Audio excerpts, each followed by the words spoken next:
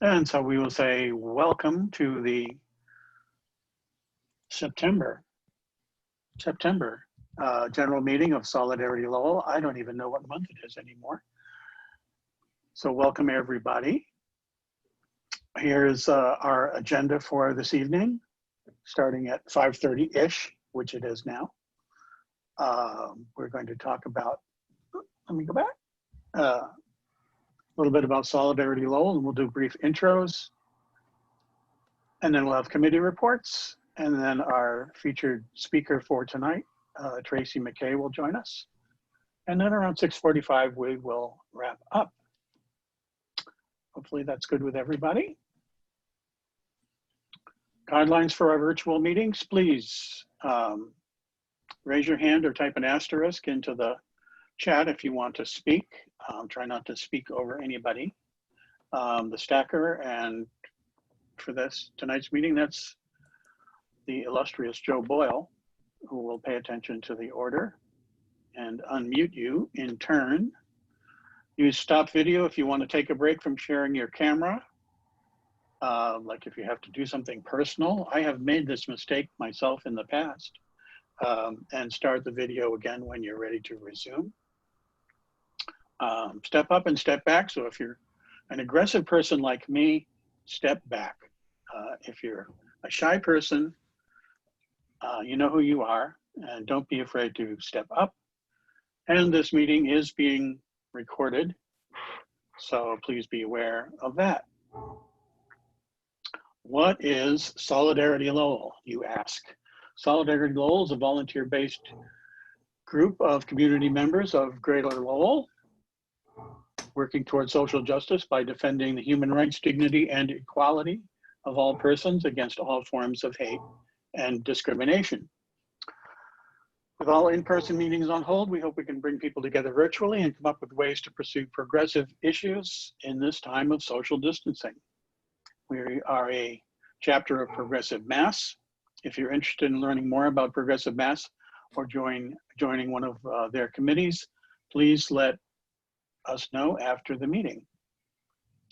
The Solidarity Lowell Coordinating Committee is your elected team of volunteers, running the meetings, organizing events, disseminating relevant news, and sharing calls to action. More volunteers are always welcome. If you're a member of the coordinating committee, wave your hand. That's great. Okay. So let's do introductions. So introduce yourself, where you're from, what pronouns you prefer, and tonight's challenging question: what is your favorite season and why? So we will start off with myself. My name is Steve Malagodi. I live in downtown Lowell. Where I'm from is another question entirely. My pronouns he, him. My favorite season and why. My favorite season is the rainy season. Just because it's cooler then. Oh, you don't have rainy seasons here. It's still my favorite season, the rainy season. So let me pass it off to Dee, and I guess we'll just hand it off to who's ever next on our screen. So that's Dee, you're next. Okay. Hi, Dee Halzak, she, her. I live in the Acre, and my favorite season is fall because I was born in September and it's the beginning of my personal year. Next, Chris. Hi, I'm Chris. I live in downtown Lowell. More pronouns are she, her, hers. My favorite season is actually summer because I get cold very easily, and that's the least chance during the summer that I should get too cold. I actually like Florida in the summer, so I really like it when it's warm and steamy.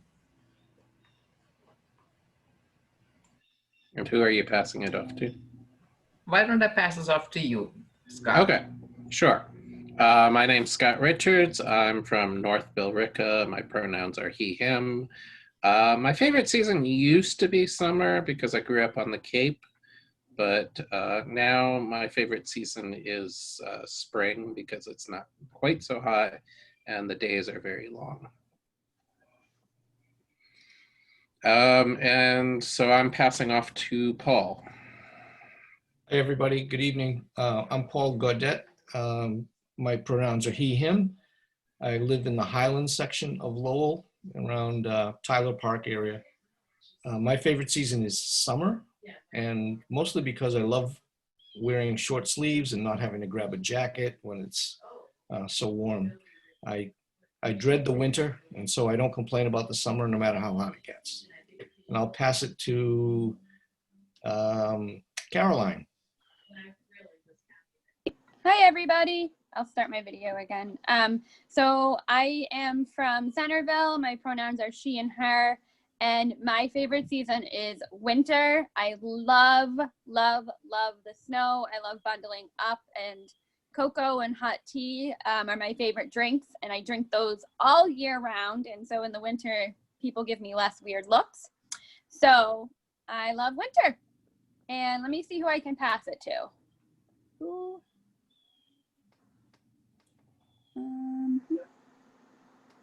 John, I'll pass it to you.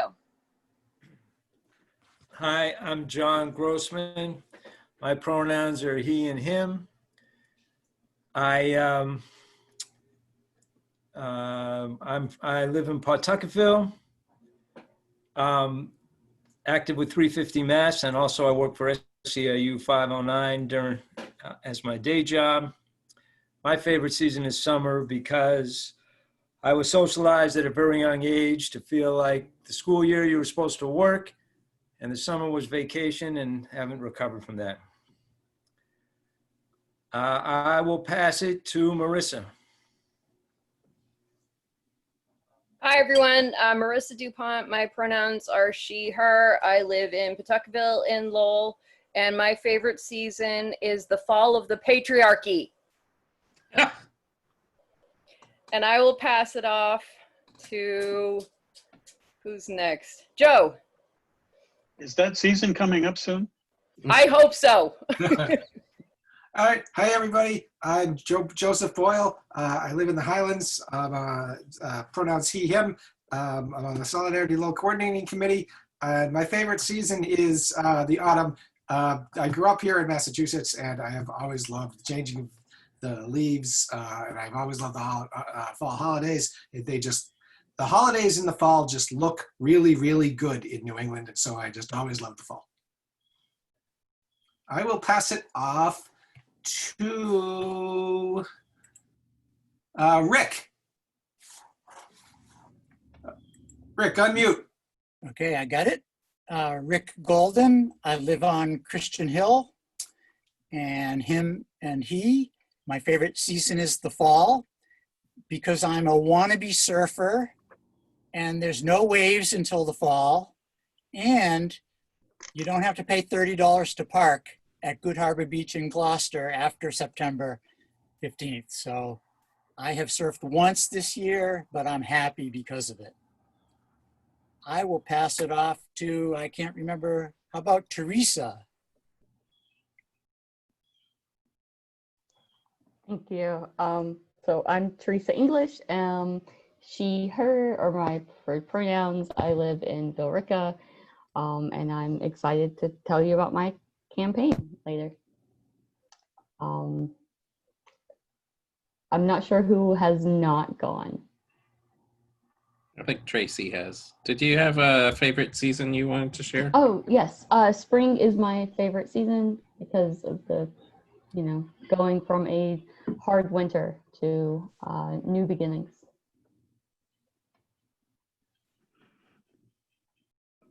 Okay, Tracy.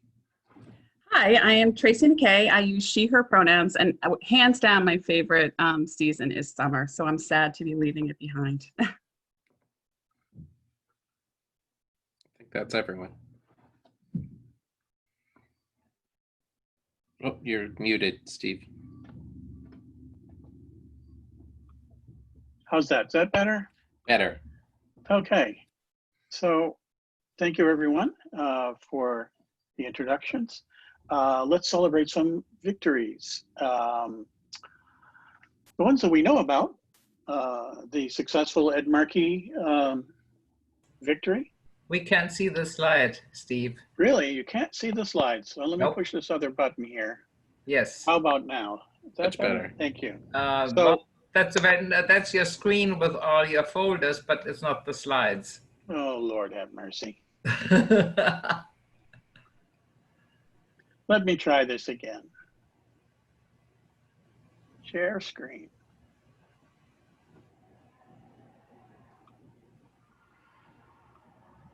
How Yeah. about that? Much Okay. better. That's it. Sorry about that.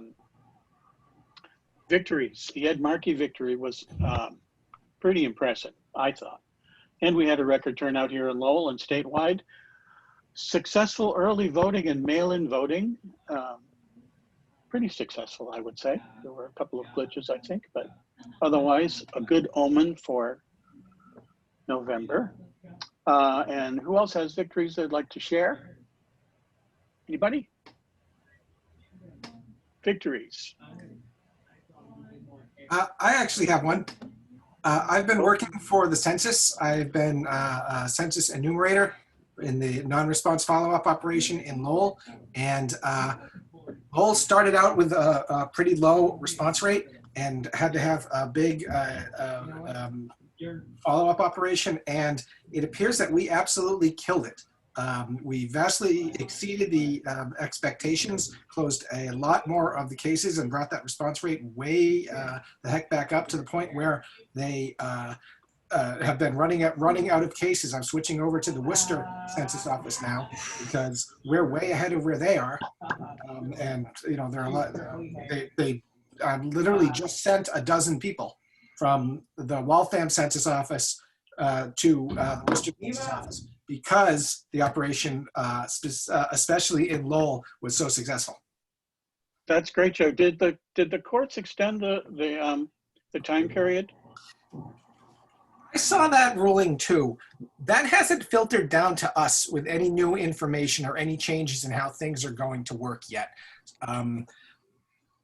So yes, the statutory limit has that was imposed has been struck down, but they don't. I don't know if anything's. I don't know if anything's changing. I don't know what that's really going to mean in terms of how long the operations go. Great, thank you. Anybody else have some victories to celebrate? And if you do, sometime after this meeting, you can join Solidarity Lowell Upbeat, a brand new Facebook page, I understand. Oh, right. Forgot about that. Yeah, that's For more, so maybe somebody can speak about that later.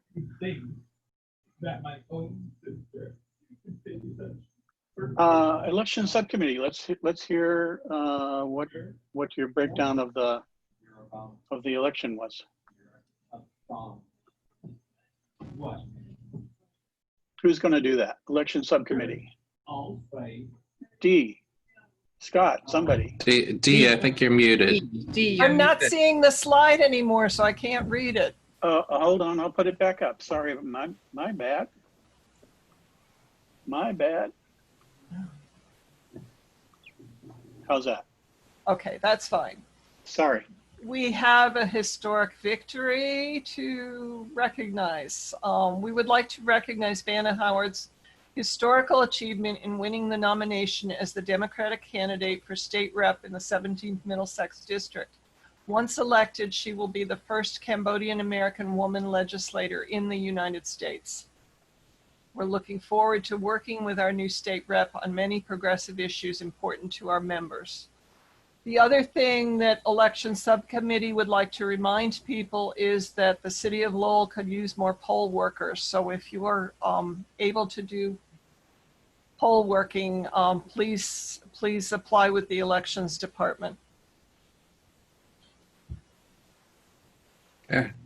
I'll take it from here. So as you probably all know, ranked choice voting is on the ballot. It's yes on 2. They have phone banks weekdays from 5:30 to 7:30 and weekends from 11 to 1.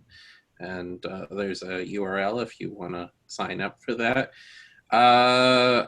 Looking around, I think everyone here is very familiar with ranked choice voting, so I don't feel. Does anyone want the quick elevator pitch, or are we all set? I think it's important to do for anybody that views the video later. Okay, sure. So ranked choice voting is basically, it's like regular voting, but instead of voting for one candidate, you vote for multiple candidates and you rank them in the order of your preference. You know, your first choice, your second choice, your third choice, and so on. And there's a number of advantages to that. For one thing, it prevents spoilers in elections. So like, for example, like the presidential election in Florida where Al Gore lost to George W. Bush by 534 votes, whereas Ralph Nader got over 100,000 votes. So if Ralph Nader voters had been able to elect Al Gore as their second choice, then Al Gore would have been the president rather than George W. Bush. Scott, if I could, Scott, I'm sorry, if I could just interject here. Sure. I was there, and let me just report that in Florida, 600,000 registered Democrats voted for Mr. Bush. So Mr. Nader's contribution to the election of George Bush is a matter of debate, but you are quite correct. With ranked choice voting, we wouldn't be having that problem. Right. Sorry to interrupt. And no problem. And like they did polls, like they did polls afterwards, and most Ralph Nader voters would have chosen Al Gore as their second choice had that been allowed. It also prevents doing like negative campaigning, because if you want to like still be considered as a second choice, you're not as likely to go negative, because going negative works well if you're voting, if it's a one-on-one election. But if there's multiple choices, then going negative actually really hurts you instead of as an advantage. So there's a lot of reasons why ranked choice voting is a good thing. Maine has adopted it. It's on the ballot for Massachusetts and Alaska. Australia has been doing it for over 100 years. And Cambridge has been doing it for 50 years. So anyway, I hope everyone will vote yes on 2 and also help get other people to vote for it. Moving on. One thing on that, Scott, if I could. Yes, sure. If anybody is of a mind to consider attending the Lowell Democratic City Committee meeting on Tuesday evening, there's going to be a presentation about ranked choice voting there. So it would be good to have supporters who might want to attend and speak up on behalf of it, in case there are some who are need that. So just a plug there. And to remind folks who don't know that we once had ranked choice voting in Lowell a long time ago, and they stopped doing it because the people who were getting elected were too far to the left. I understand that part of it too was that it took too long to like tally the votes, but since those are it would be done via computer, but by now it would not actually take nearly as long. So we should also add that there are phone banks. Steve, can you just bring that slide up one more time for people that are interested in phone banking for ranked choice voting? They are, from what I saw, on weekdays 5:30 to 7:30 and on weekends from 11 to 1. And details or sign up is at www.yeson2rcv.rankchoicevoting.com/phones. So just in case somebody feels like phone banking for this particular issue, there it is. So moving on. Wait a minute. Wait a oh. minute. I need to know what that meeting was that the presentation's going to be at again. It's the Lowell Democratic City Committee meeting, Tuesday at When 7 is that? Tuesday, At whatever. 7? At 7, yeah, it's a Zoom meeting. Okay. Judith Durant could get you an invitation. Thank you. Okay. So I don't know how many people have heard me talk about Mark Lombardo, probably a number of you, and never in good terms. He's my state representative.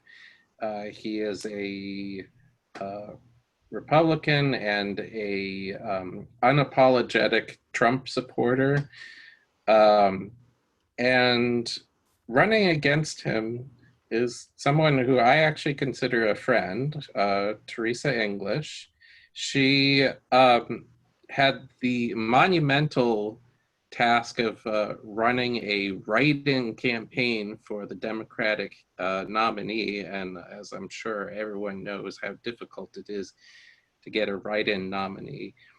I first met Teresa when I was the chapter lead for Voter Choice Massachusetts. She had just come from Georgia, where she was knocking on doors to get Georgians to vote for Democrats. So I was already pretty impressed with how much of an activist she already was. And she was also one of the people who actually did real work for our chapter.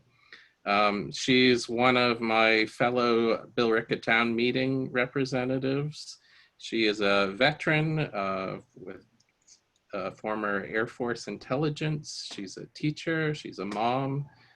She's one of the co-founders of Billerica Progressives, which I actually only just found out about recently, which, you know, shame on me. But she's running for state representative, and I think that we should, as an organization, endorse her. So at this point, I will turn it to Teresa. Thank you, Scott. So my name's Teresa English, and I'm running for state rep for Billerica for many reasons, but I'll share 2 tonight. The current occupant of the seat is not what Billerica deserves. Billerica deserves someone that believes government is made up of our friends and neighbors, because that's what government is.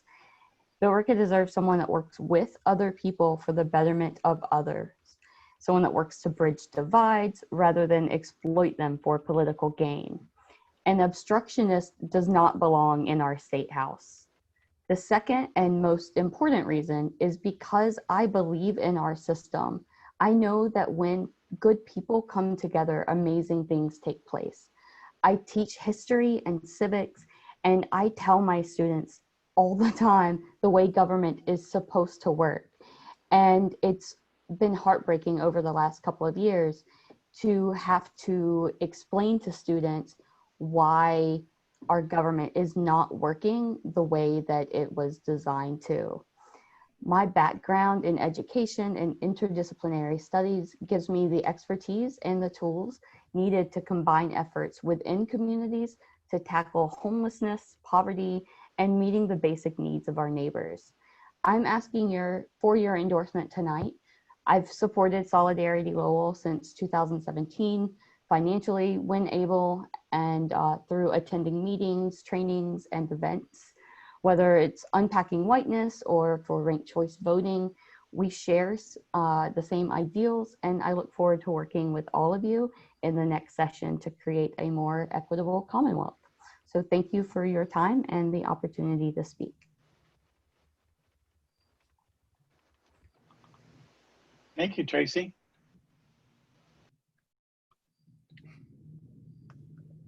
So, sorry, I'm fumbling around here. Next on our agenda, we'll hear from the Immigrants' Rights Subcommittee. Is that Chris. That's me. Yes, Immigrant Rights Subcommittee. And as you all know, there's still no local actions for all the obvious reasons. So basically, I'm continuing to follow, though, no, take that back. The subcommittee itself isn't planning any direct or any local actions, but the Lowell Rise Coalition, which I'm also a member of, it stands for Refugee and Immigrant Support and Empowerment, it started up again, becoming active. There's Zoom meetings on the second Friday of the month. If anybody needs to know more about that, they can email me or message me or whatever you want to do.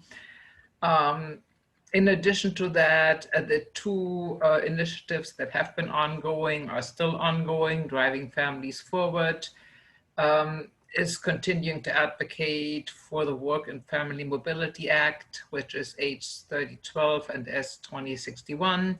They just had I just saw that posted, I think today, they had that yesterday, a rally. Wait, I'm losing my script here. What are you doing to me? I can read it off here. Don't do that to me. I can read it off my own slides. Okay, so the Driving Families Forward, they just had a rally in Boston that was posted all over Facebook. I wasn't able to attend it, but they're definitely still advocating to get this act passed. For people that are not familiar with it, the Work and Family Mobility Act deals with providing or making available driver's licenses to undocumented immigrants. And before everybody gets all upset because then undocumented immigrants can vote with their driver's licenses, no, they can't. It's a different class of driver's licenses. It allows somebody to vote, but it doesn't act as a federal ID. It allows somebody to drive, rather, but it doesn't act as a federal ID. So undocumented immigrants will be able to drive to work, to drive their children to school, to drive to medical appointments or wherever else without having to fear that since they're driving illegally, they could be pulled over, or if God forbid they should be in an accident and then they wouldn't have a license to show. So it makes everybody, they can get insurance, of course, for the cars that they're driving. So it would make everybody's life a lot easier and a lot safer. And that is what the Driving Family Forward Coalition is trying to achieve with this. And they have ongoing, in that format, they're only on Facebook. I haven't found any direct webpage for them, but if anybody wants to follow Driving Families Forward on Facebook, they always post their upcoming initiatives there. And of course, for that and many other immigrant-related issues, the MIRA Coalition, and I didn't write it out what it stands for, and I don't have that here, but the MIRA Coalition is continuing to advocate for the Safe Communities Act, which, so that's S1401 and H3573. The Safe Communities Act, again, most will be familiar with it, but those that are not, it is an act that is in front of the Massachusetts legislature.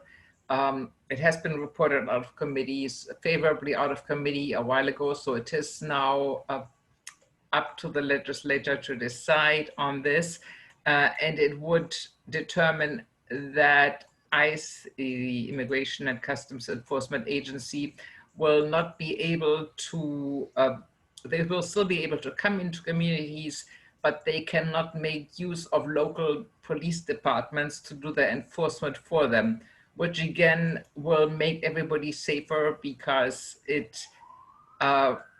any efforts on community policing that local police departments do would be vastly undermined if all of a sudden they have to act as ICE agents. And of course, any undocumented immigrants would be extremely hesitant to come forward to report anything to the police if they know that the police will turn them into ICE. So MIRA and many other organizations are still advocating to get this act passed. There are phone banks and text banks, and I didn't quite get it all together when I put this on the slide.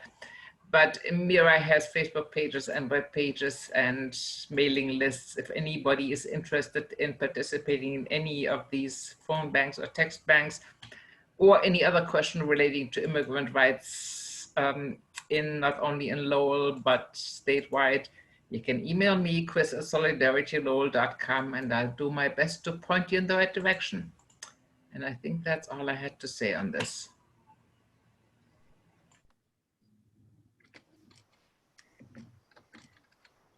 Do you want me to jump in? Yes. Steve, yeah, okay.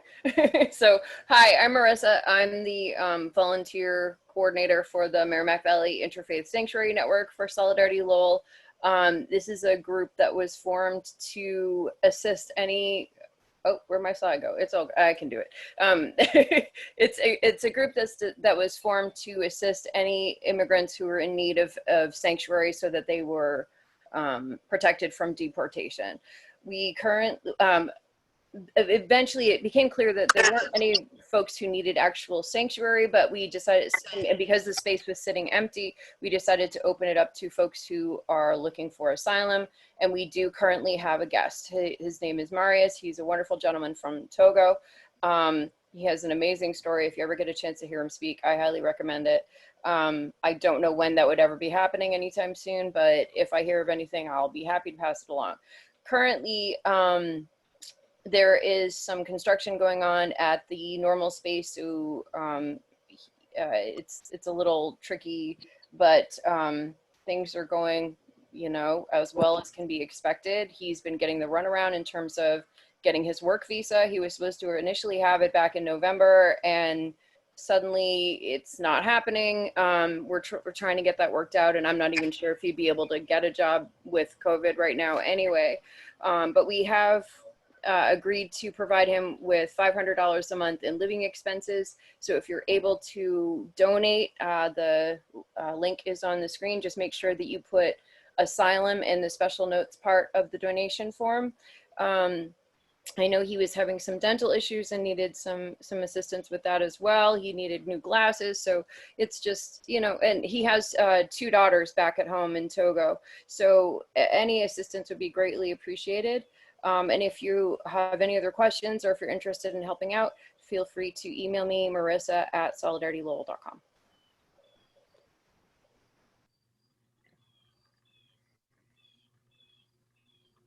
Great, thank you. And I apologize, folks, for all the switching errors that I'm making here tonight. Time for group updates. John, do you want to give us an update about the ballot initiative? I do, but I Hang on, sorry. on something. John, may I just jump in before you? Sure. Just a second. Somebody else just joined us. I'm just seeing a phone number, and since I'm keeping the list of who is attending this meeting, could you, person with the number ending in 2427, just briefly say who you are? You gotta unmute yourself. We can't hear you. Hi.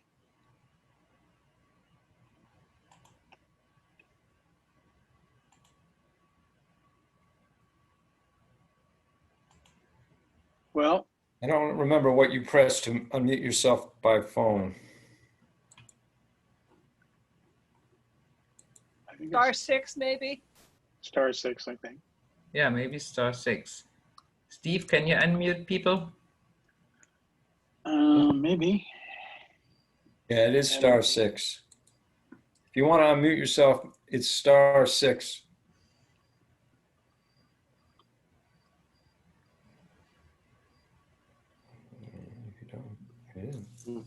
Apparently not. All right. Let's keep going. Yes. All right. So on the, should I go? Yeah, go ahead. Yes. Yeah. On the updates and announcements, so 350 Mass has our Lowell chapter has a process of passing a climate bill that will make a good step forward to getting us close to where we need to be by mandating that the state become carbon neutral by 2050. Net zero by 2050. However, the problem is it doesn't go fast enough. And about climate, as I'm sure most of you know, is it's unlike other forms of justice where you can sort of wait, people suffer and die, but you can wait and eventually get there. With climate change, people suffer and die, and if you wait, you never get there. So we really need to move this along. And as many, so 350 Mass had a strategy that we would put an advisory ballot question in various legislative districts, encouraging the state representative from that district to move along a little faster. And one of the districts that we were able to get enough signatures to get the question in is Tom Golden's district. And so it will be question 3 on the ballot, which you can see Steve is modeling a sign for us there. And I'll put the actual ballot question in the chat, but the short version of it is, let's move this along a little faster.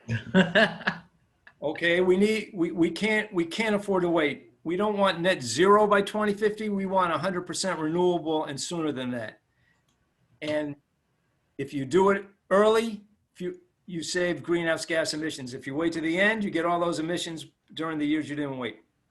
So I would urge people who live in Tom's district in Centerville or Pawtuckettville, or if you're in North Chelmsford, to vote yes on it, to tell your friends. Most people won't know about it. And we do have a significant campaign to help people to know about it. And if you would like to help us with that, I put also in the chat the sign up link where we're going to be distributing literature. We're not canvassing, but we're going to do lit drops and that sort of a thing, and some standouts to let people be aware of it. Thank you. And that'll be happening basically every Saturday in October up until the election. So if you're in Tom Golden's district, which is the 16th Middlesex Congressional District, we need your help to do these lit drops. Basically, we're hanging door knocker signs. So please, if you at all can, we need to show Mr. Golden that people in his district actually care about climate change. He's always telling us that people in his district don't care about it. So this is hopefully going to send a strong message to Representative Golden, who's a very important person in the state legislature, that people in his district do in fact care about climate change. So please go to the link and help us out. Yeah, you don't have to live in the district to help out either. You could just like to walk around on a beautiful October Saturday, because fall is your favorite season. And we're going to be doing some standouts at some locations. We're not quite sure where and when yet, but we will certainly let you know, especially if you click on that link and sign up to be a volunteer. We'll be in touch. So thanks, John. Paul, do you want to give us an update from MVP now? Stephen, thank you. Yes, be happy to do that. Good evening, everyone. Paul Godet from Merrimack Valley Project. It's fundraising season again, and this is our program from last year of our MICA dinner, which we held in a church basement, which is no longer available for this year with social distancing and all of that. So we're going to be virtual on Zoom on Saturday, November 7th, 6 o'clock. And the coordinating committee, I want to be grateful to them, have already provided for a repeat of the Solidarity Lowell ad, which appeared in last year's program. It will appear in this year's program as well. Thank you very much. The MICA dinner stands for Ministry in Community Action Honorees. And we lift up people in this fundraising evening who have provided service and leadership in the community. John Grossman is a past recipient sponsored by the Greater Lowell, actually the Merrimack Valley Central Labor Council. And we hope to have 8 to 12 honorees again this year. new folks from all around Merrimack Valley. MVP has 3 chapters, Lowell, Lawrence, and Haverhill. We're hoping to sell 300 tickets for this event, and I'm asking each of you to purchase a ticket ranging from $10 donation to $30 donation. If you go on our website, merrimackvalleyproject.org, you'll see this blue square, and that will take you through the process of ordering a ticket. If you buy the $30 ticket, you'll get $20 back in a Market Basket gift card. So we're hoping for 300 tickets to meet our goal of raising $30,000 for our budget for the year. This is our main event. And so once again, thank you for the contribution of the Solidarity Lowell ad. And please tell your friends, go buy some tickets. You'll get a link to the event on November 7th at 6 o'clock. It's a great evening. You meet some nice people. Thank you. Thank you, Paul. Any questions, I'll be able to help. But otherwise, thank you again. Thank you, Paul. Do we have any other group updates? Any announcements or group updates we should hear from now? I could say something about llama. Go right on ahead. On October 3rd, there will be a Food Not Bombs event from 2 to 4 in Roberto Clemente Park, which is near the Pylon Plaza. And they will be giving out some free food, but more importantly, we'll be providing information on action people can take if they're facing eviction. And there will be cakes. And there will be what? Oh, okay. There were, last time when we did it a week ago, there were some of my cakes, and I'm fully planning on being there again, cake in hand.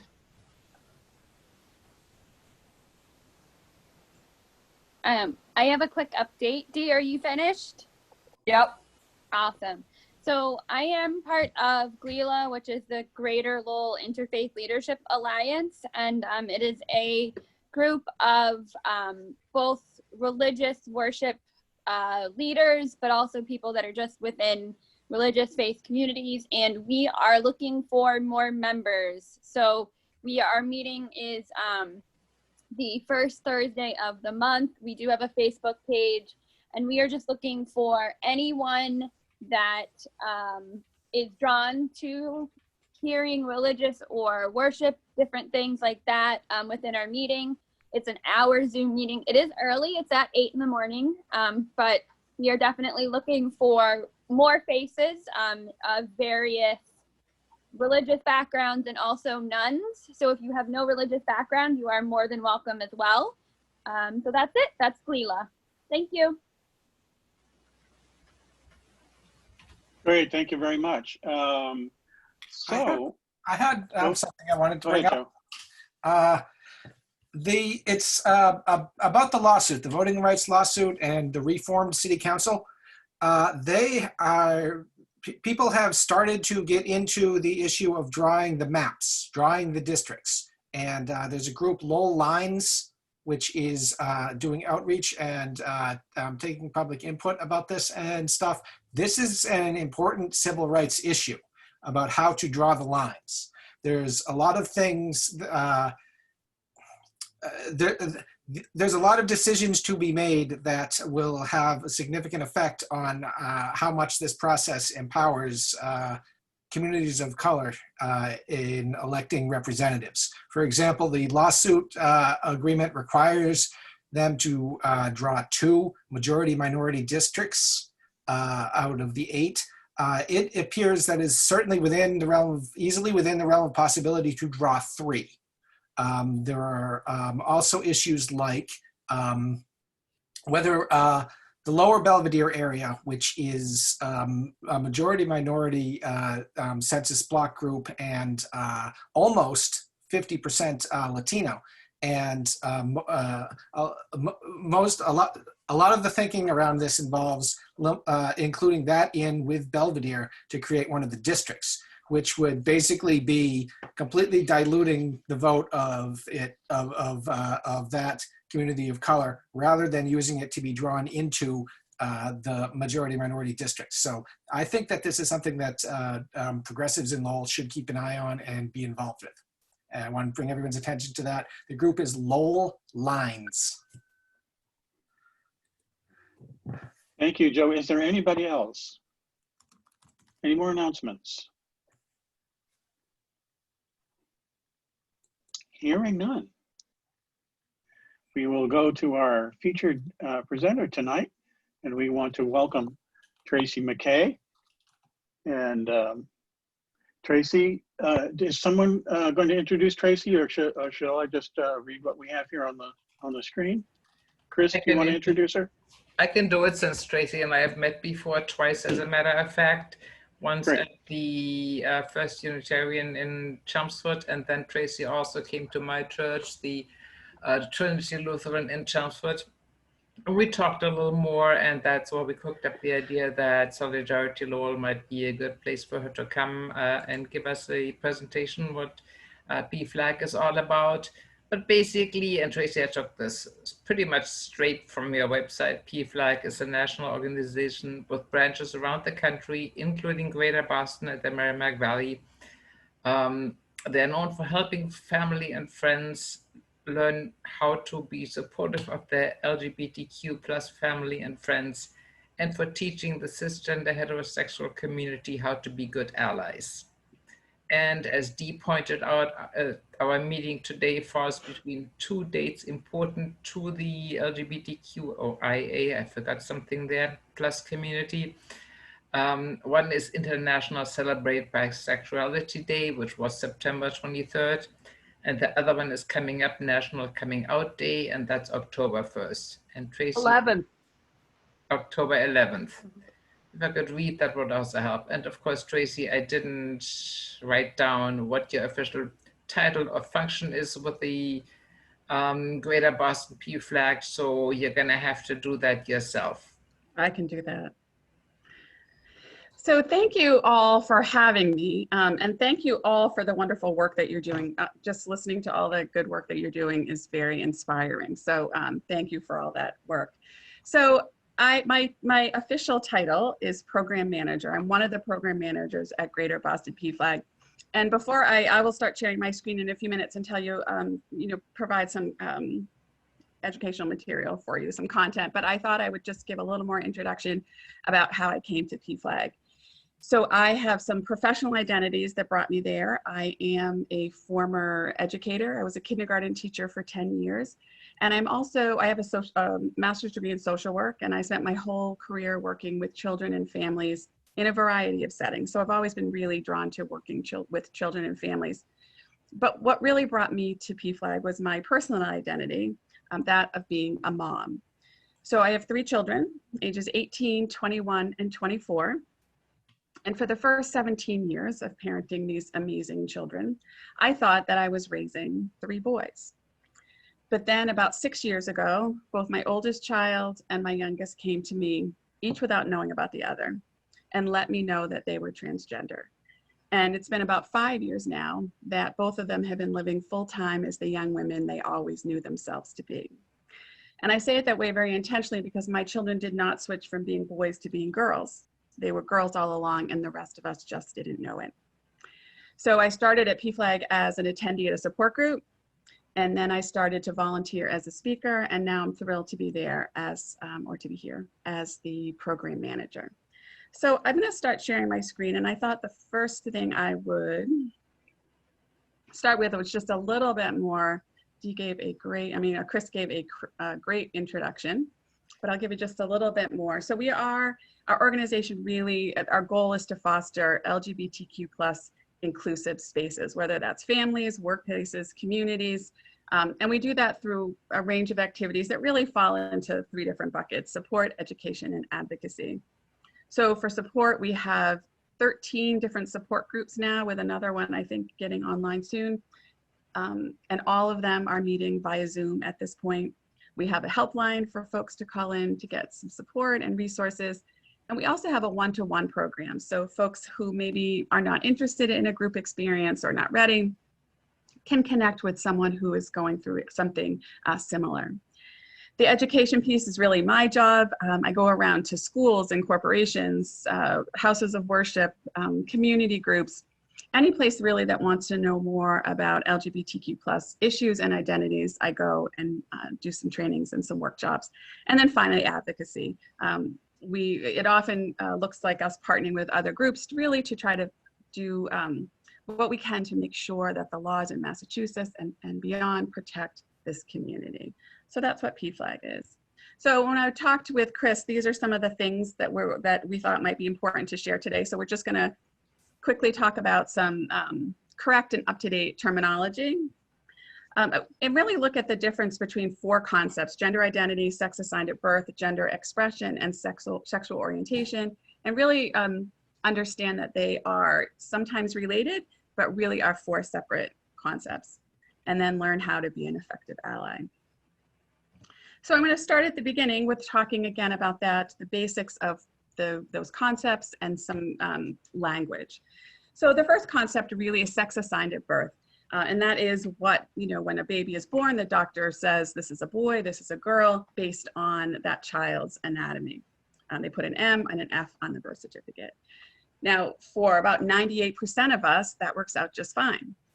But for about 2% of people, they have natural variations in chromosomes, sex hormones, or organs or anatomy that make it difficult for them to be placed completely into one of those categories. And those folks would be identified as or identify as intersex. And 2% sounds like a small number, but actually it's the same percentage of people who have red hair, or the same percentage of people who have green eyes. So probably all of us know someone who would identify or be identified in this way. And I like to bring it up here because it shows us that even when we're talking strictly about biology, just thinking about bodies, those 2 categories do not contain us all. We are way too variable and interesting and unique to be fit specifically and wholly in these 2 categories. The next concept is sexual orientation, and that of course is who we are attracted to. So in our society, who is very heteronormative, we, for the most part, in absence of any other information, assume that everybody that we meet is straight. But we know that that is not true for everybody. So I put some terms in the bottom. These are some words that folks might use to describe themselves, some identities that they might hold. And I put them in there. But often at trainings, I don't go through what everyone means. And there's a couple of reasons for that. The most important thing is, the most important reason why I don't, is that these terms mean slightly different things to different people. So while there is certainly a basic dictionary definition for all of these words, the best thing that you can do if someone says that they identify in one of these ways is to say, thank you very much for sharing that with me. What does that mean to you? And that would be much more informative. That answer would be much more informative than any dictionary definition that I would be able to give you tonight. So that's what I would always advise. However, at the end, if we have time, and I'm happy if there's one that you want me to, one or more you want me to define, I am happy to do that. But again, I think the most important thing is asking what that means to that particular person. And that's a much better answer, much more informative answer for you. So the next of those concepts is gender identity. So that is really your own internal understanding of your gender. Do you identify as a man, a woman, maybe both, maybe neither? We are conditioned in this society to believe that our bodies determine what our gender is. But I would challenge you tonight to think about it differently and think about our gender is what we know it to be, regardless of what our body looks like. Because really, if we are only looking at or considering people's genitals, we're not really looking at them as a whole person. We're not looking at their full humanity. So when I was born, the doctor said, this is a baby girl. And there has not been a time in my life that that hasn't felt correct for me. So my sex assigned at birth matched my gender identity. So I identify as a cisgender woman. It's just an adjective. It tells you one thing about me. Again, just that those two things line up. Now, for my daughters, that wasn't true. When they were born, the doctor said, this is a baby boy. And no matter what I named them, or how I dressed them, or how short I continued to cut their hair, they knew that that wasn't true. So their sex assigned at birth did not match their gender identity or their internal understanding of who they are. So they identify as transgender. Again, it's just an adjective. It tells you one thing about them. And knowing them as I do, it's not even the most interesting thing about them. It's just one thing. Now, when you look at trans folks, there are a lot of ways to be transgender. For some people, if you look on the left there, there's Laverne Cox. For some folks like Laverne Cox, they are very comfortable with this binary system that we have going on in this country. She is a transgender woman, and that feels comfortable for her. On the other side, you see Sam Smith, and Sam Smith is someone who identifies as non-binary.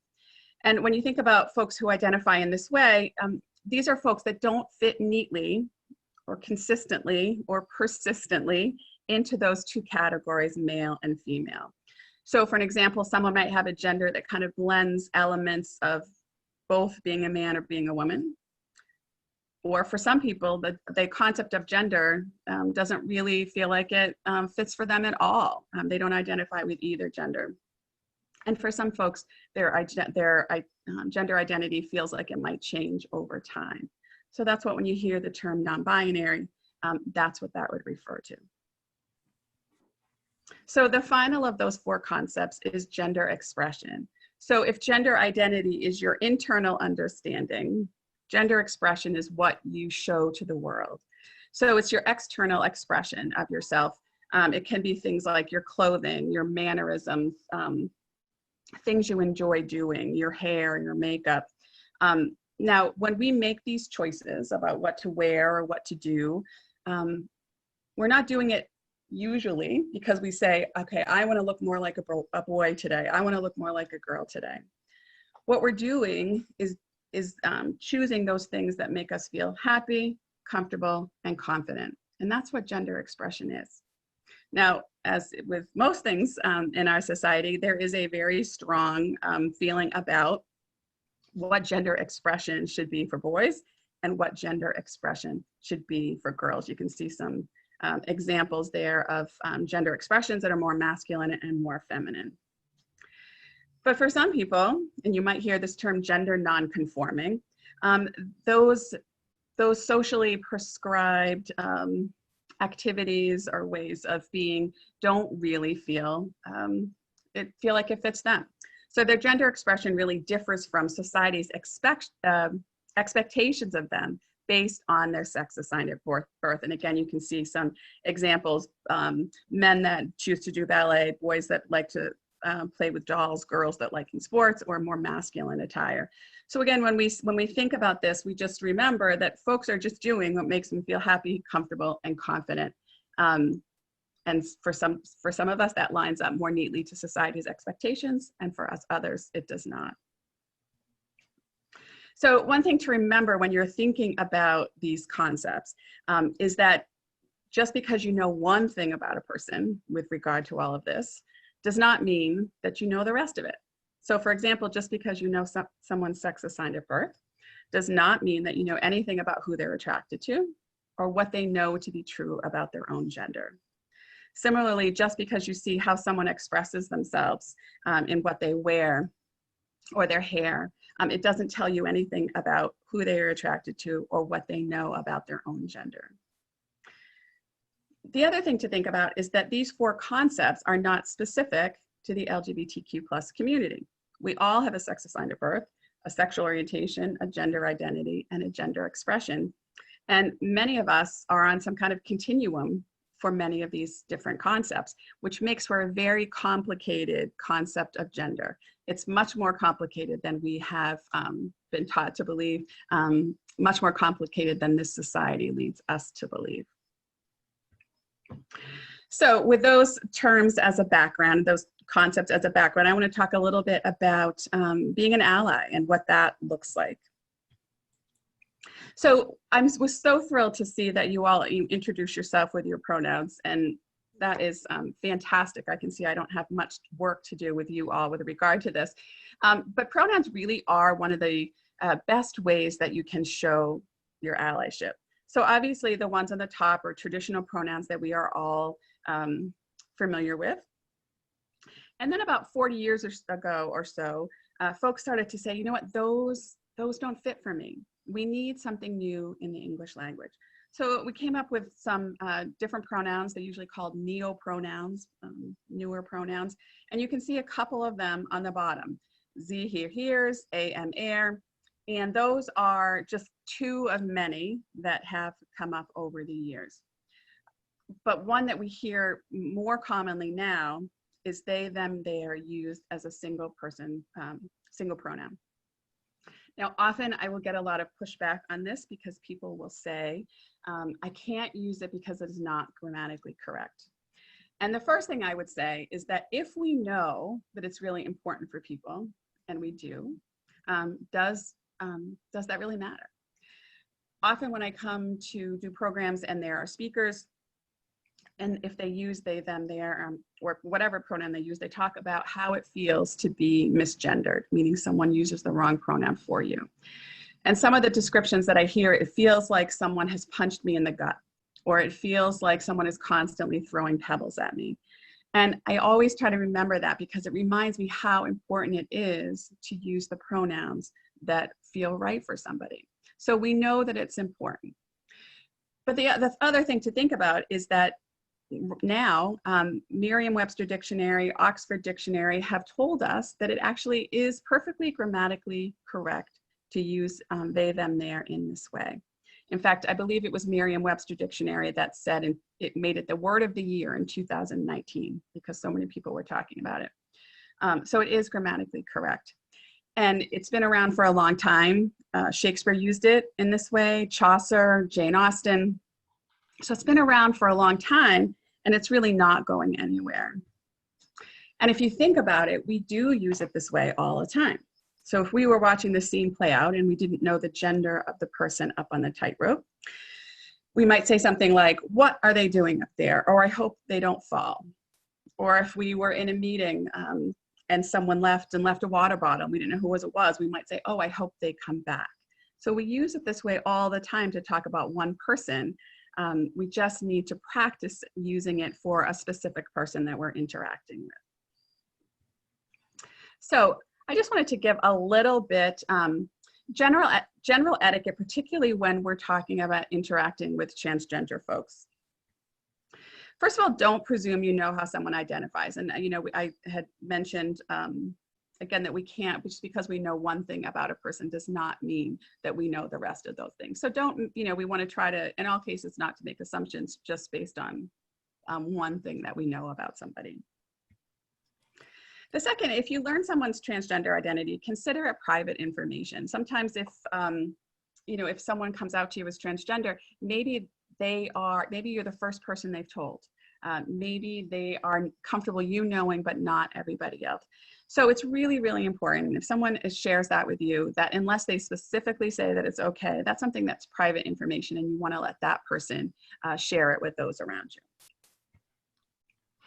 So the next one, you would be amazed the questions that people feel they can ask me about my cisgendered son.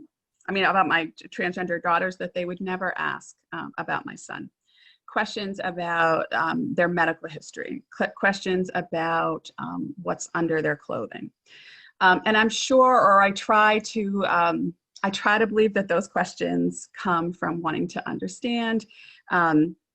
But the bottom line is that transgender people do not give up their right to privacy just because they are transgender.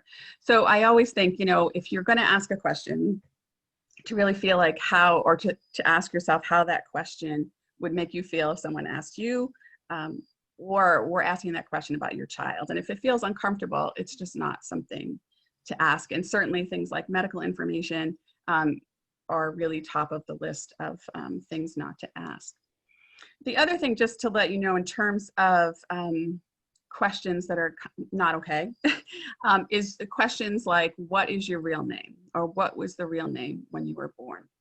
And I will tell you that in the transgender community, the name that someone was given at birth that may never have felt comfortable for them, may never have really felt like who they are, is called a dead name. And every time I hear that, it makes me feel a little queasy because it's an awful word.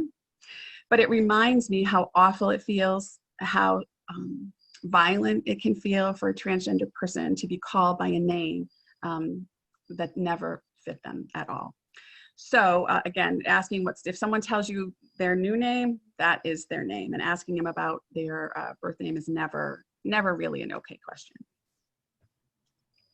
So this next one is a big one because our language is very, very gendered. So we want to really practice using gender neutral and inclusive language because honestly, we never know who's listening. We never know who's around us. We don't know who is transgender, who's cisgender. So think about the ways we are speaking is really important.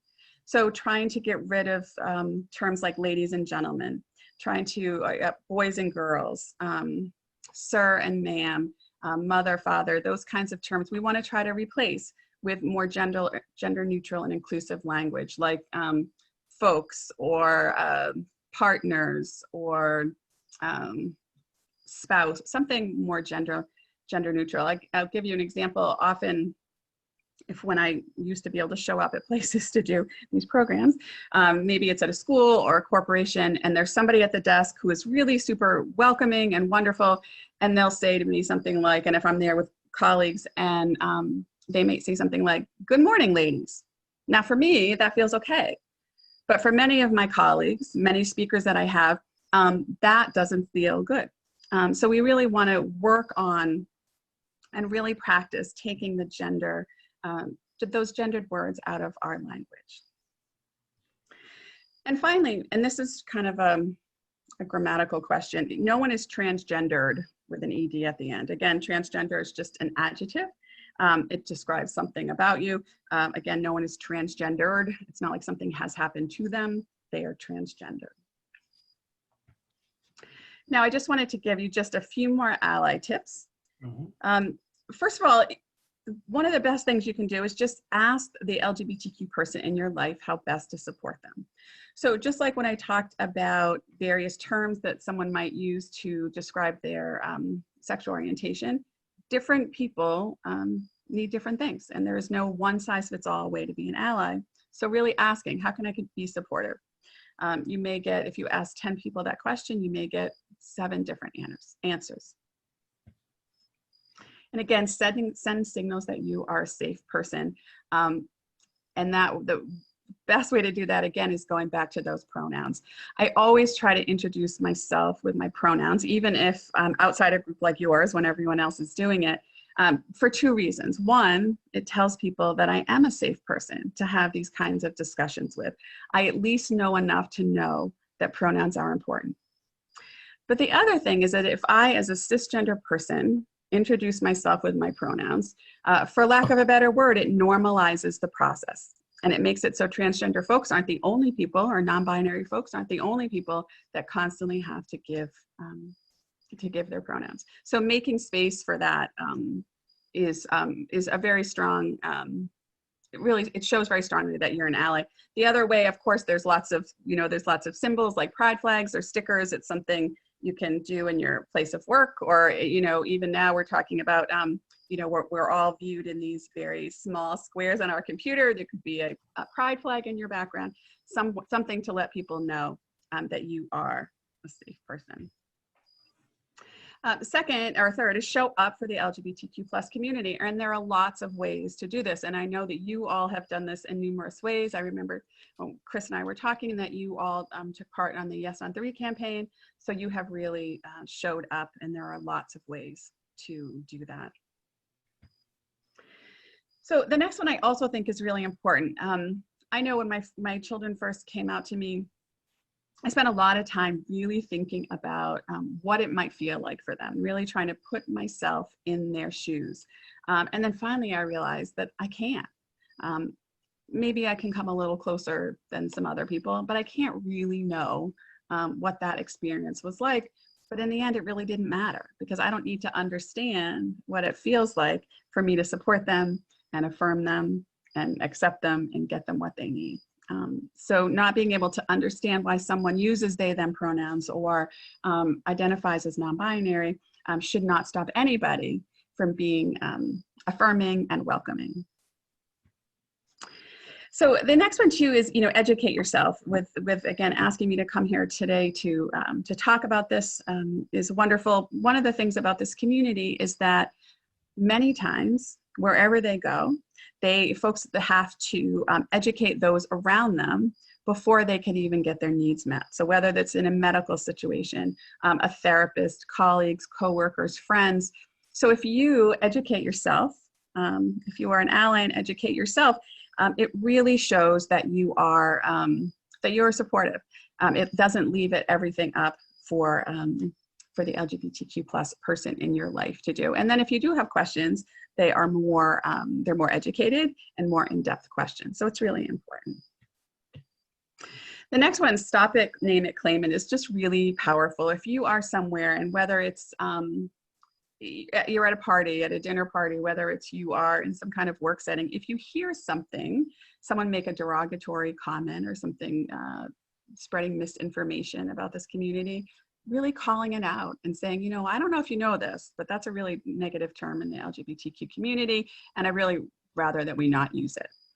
And that speaks volumes, not only to the people that you're interacting with, but to everybody who is listening and hearing what you are saying. So it's a really, really strong thing to do as an ally.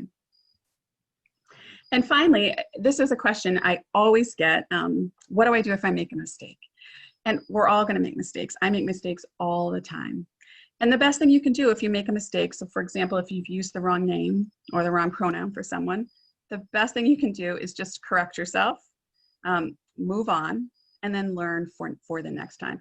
There's, I used to say, correct yourself, apologize, move on, and learn. And a lot of trans folks were like, we don't even need the apology because that puts the spotlight on them. It requires them or obligates them to say, oh no, don't worry about it. Just correct yourself, move on, and learn from it in the next time. So with that information, I love to end with just some action steps, and I challenge you in 4 ways tonight. I sent some resources along to Chris, so check out the resources that I sent along, plus you can obviously do your own research, really look for check out resources and see what more you can learn. The other thing, commit to taking at least one specific action. So what can you do after having this, hearing about this tonight, and if we have some time for questions, what's one thing that you can take away that you can do differently or can put right into place, whether it's your email signature, one change that you can make. Also commit to share this information with others. If you're, go home to whoever you're, or I guess we're all home, or go into the next room and talk to your family and say, hey, did you know that a lot of people use they, them, their pronouns? Really share that information. And finally, commit to changing your behavior in at least one way. So whether this is working on your language, your gender neutral language, or whether it is not making assumptions, something like that. So I challenge you in those 4 ways as we end this meeting tonight, as you walk away. So I am happy to answer any questions. It looks like we have about 10 minutes. I'm happy to answer questions about the content. I'm also happy to answer any questions about my own personal situation, if that's of interest. And I also encourage, this is my my email. Please feel free if there's things that you want to reach out that you don't want to ask tonight, or if something comes up that you didn't think to ask and you want, please, again, feel free to reach out via email, and I would love to talk with you about it. So I'm going to stop sharing my screen. And I'd be happy, as I said, to open up to any questions if anyone has any.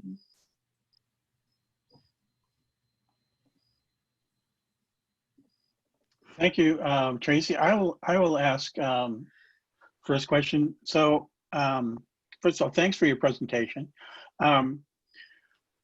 What is someone trying to tell me when they use they, them, plural pronoun for their singular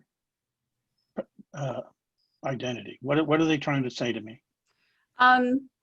Well, okay. So first of all, I would say I wouldn't necessarily try to interpret it. What they're saying with you first and foremost is this is what is most comfortable for me, right?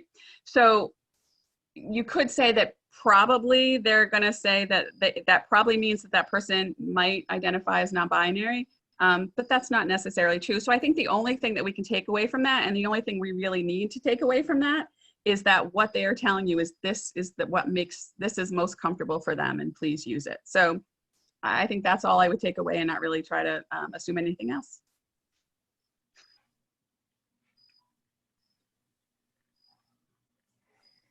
John, go ahead. Thinking about the proper language to use, I find myself in situations where I'm speaking to people who I don't know and who I feel I need to show respect to. And the typical way for somebody of my generation and being from the US to do that is to say, yes, ma'am, or yes, sir. And I don't want to lose the ability to say that, but those are gendered terms. And is there a non-gendered term? You know, I have not, to be honest with you, I've not heard a good term to replace sir or ma'am. I just haven't. There are lots of ways to replace, you know, particularly like I talk to teachers and we talk, you know, how you can say students, or a lot of times people, I hear all the time folks who are kind of in the community or who work in the community saying a lot of y'alls, even if you're not from the South. There's a lot of y'alls, which is gender neutral. You know, I haven't heard a great, I just haven't heard a great term to replace sir and ma'am, but I feel like it's just something that needs to go because you don't know, not all transgender people, not all binary people have a gender expression that would make you, you know, question that. So I think it's just part of our language, and I totally get that's a sign of respect, but it's just something that we know can be really hurtful. So I'm sorry, I don't have a better word. There just isn't one.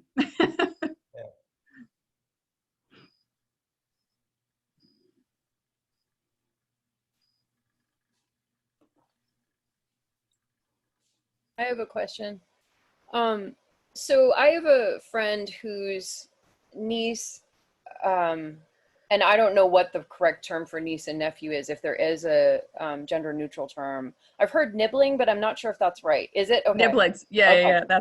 Yeah, it's adorable. So her nibbling goes by they, them pronouns. And my friend talks about them quite frequently, but always uses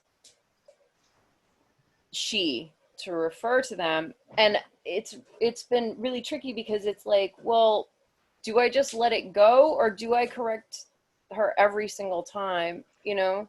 Right. So I'm sorry, what's the person who uses the wrong pronoun? How is the relation to the child? Aunt. Okay. Yeah, I would, one thing you can do is continue, if they say she, and you can come back with, yeah, you're right, they really, so you can correct that and see if that is, if that works. If not, like I would come out, you know, just in a very depending on your relationship, but I think it's totally fine to say, listen, I know this is really hard, but they do use they, them there. So I think it's important to call it out. But you might try just, you know, going back with a they. The other thing is to talk with, how old is the child or the person we're talking about? I think they just turned 20. Okay. So Yeah. here's the other thing is you could say to that person, you know, this is the situation. What would you like me to do? And that's always fair too. Sometimes trans people will want you to correct because it is exhausting all the time correcting everyone around you. So for some people, it's just a relief when someone else will step forward and say, "Hey, it's they." But for some folks, that feels uncomfortable, or so you can always ask how they want you to handle it. But I would definitely at least start by coming back with a they right after the she to see if you can get the point across. And here's the other thing about pronouns too, is it's always acceptable to say, you introduce yourself. So my name is Tracy. I use she, her pronouns. What pronouns would you like me to use? If they don't come back with, with a pronoun, what pronoun would you like me to use? And every trans person and non-binary person that I ever met, now, obviously people are different, but I have never met someone who gets offended by that. They would much rather you ask that in a respectful way than use the wrong pronoun. So that is always something that is okay. Thank you. Well, good luck.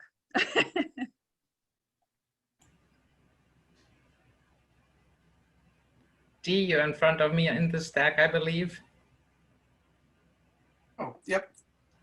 Dee's next. Yeah, I have a question about legislation pending. At one point, there was talk about trying to get legislation passed that would forbid surgery on intersex infants unless it was medically necessary. What is the status of that, and is there any other legislation that needs to be passed? Was that a federal legislation or state? No, in the state. Yeah, to be honest, I have not heard of that, so I have no idea where it is. So I don't know where that is, but in terms of I could go on all night about legislation that needs to be passed, but that is certainly something that needs to be passed. What we know about intersex folks, often when children are born and they can't be fit neatly biologically into those two categories, surgery will be done, non-medically necessary surgery will be done to fit them more neatly into those two boxes. And those surgeries have really lifelong consequences for these kids. And so wherever that surgery, wherever that legislation is, Dee, and again, I don't know, but it is important that passes because, these kids, it's just cosmetic. It's just for the comfort of the parents and the doctor to be able to pick one of those. And it's also part of, like, systems are hard too, right? There's not all places will allow you to put that on a birth certificate. So part of it is just systems, but that does need to change because there's a lot of harm being done to a lot of kids in the name of this binary system that we have going on. Okay, my question was, I happen to have both a transgender niece and a transgender nephew, different branches of the family, but nevertheless. I have, of course, known both of them since they were infant. So speaking of Danny, I still have pictures of Danny, who at the time was Daniel, and a little boy in my swimming pool. Some years later, Danny transitioned, kept the same name to make my life easier, I'm sure, is now Danielle, so it's still Danny. However, my problem is when I'm talking about Danny as a 5-year-old swimming in my pool, do I say he was swimming in my pool, even though Danny is now a she? Yeah. But I knew Danny as a boy. Yeah, that's hard. And that's one of the hardest things that I have. I think there's something, I don't know, but I think it's something about how it's stored, it's as I could, when I switch the pronouns for my daughters, I still have trouble for looking back. But it's most appropriate to say the gender identity, the correct gender identity. So whatever, yeah. So I think you said it was. So it's Danny. So you always say was a she. Yes. Yeah. So at the time, Danny looked and present it like a boy, but Just say, oh, remember that time that Danny was playing in my pool? She loved that. She couldn't get enough jumping in. So because I'm just that's what using they the- were. right. Yeah, I'm just because using that's what the they name. were all. That's what they were all along, right? They were always a she. You didn't know it. Okay, good. Because I've been trying to avoid the pronoun and just using the name. Yeah. And with Danny, it's easy because it's the same, but Yeah. Jessica, who is now Sam, so Jessica was originally assigned as a girl and some years later transitioned and uses a different name as Sam now. That throws me even more for a loop because Yeah. now I have to memorize a different name. But that's good to know that I should Yeah. be using the pronoun that they have now. Yes. Okay, thank Because you. really everything, like if you think about what you call them, what they are allowed to do, what restroom they use, everything should be around their gender identity. Okay. Not sex assigned at birth. Right. Thank you.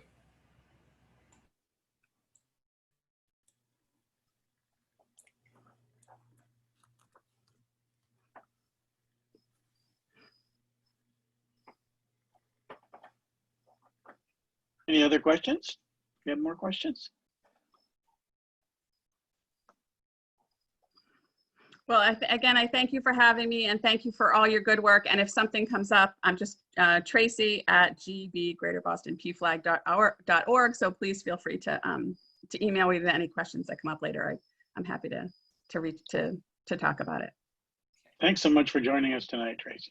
Thank you. And again, thank you for all your good work. Chris, thank you very much for inviting me.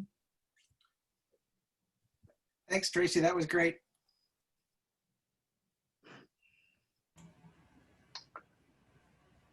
So should we just finish up with some housekeeping here? Our next meeting, Solidarity Lowell, will be October 27th, just before the election, should there be one.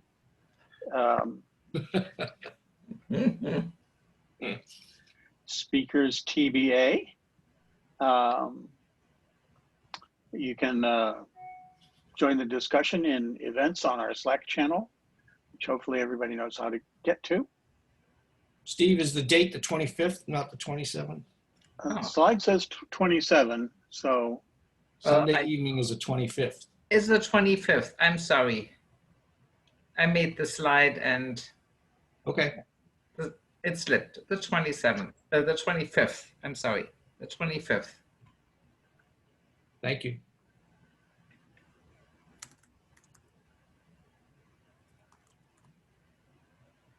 And so we're going to look for volunteers now to help with reminder calls, or are we going to do that now, or?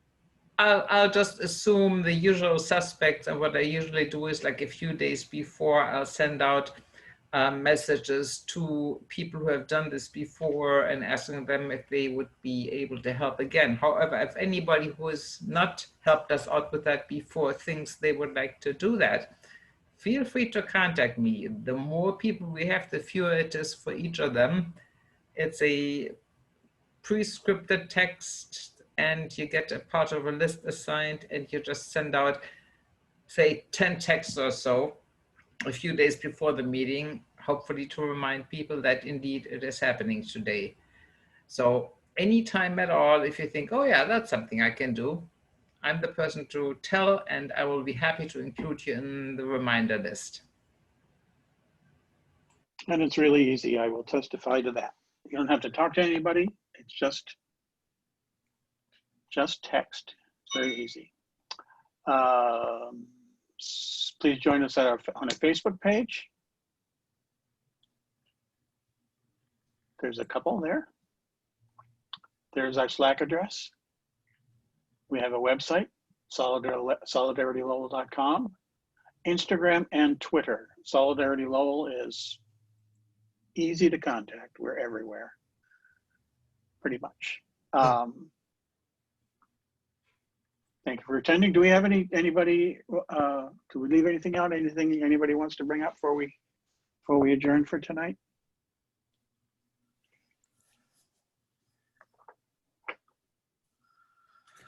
Thanks again, everyone, for your attention on